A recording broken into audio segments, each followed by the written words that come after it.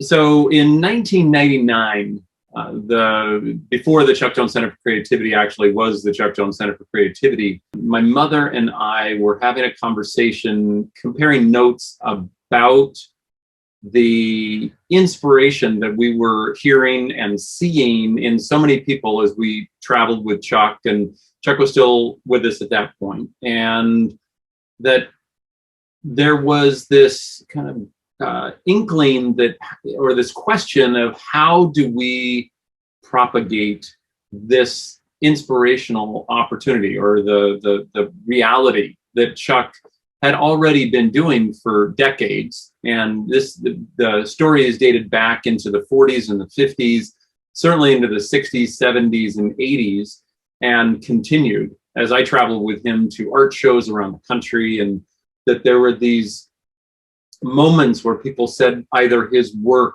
or his writings, meeting him, his interviews, whatever it was, inspired them in some way. And so this question became, how do we continue this into the future? And one of the folks that we were with said, well, if you're going to do it right.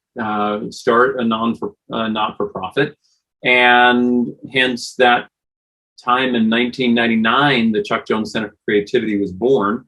It's evolved many times over those years since 1999, but people ask whether or not it was Chuck's dream to have this nonprofit. And it was really more his blessing that he said, oh, that sounds interesting. Go ahead and try that. That sounds great.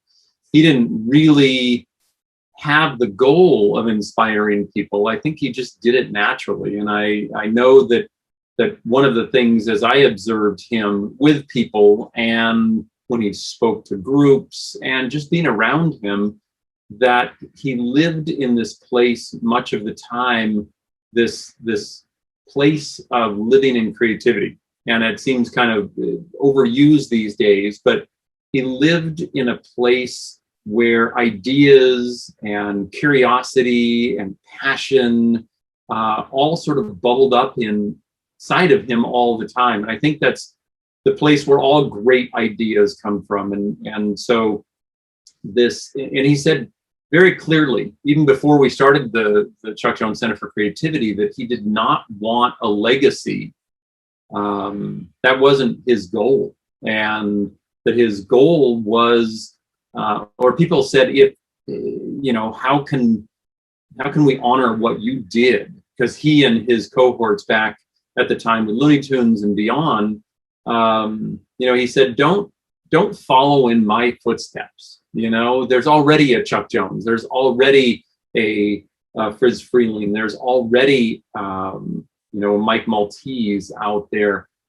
Figure out what you're passionate about, what you're interested in, and do that the best you can.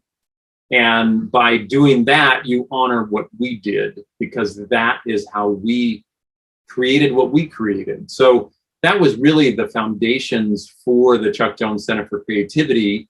And through the programs and the exhibitions and all of the things that come our way that we hopefully say yes to, we continue to create the opportunities for people to find their unique, innate creativity and follow their path to how that will come into the world and make it a better place.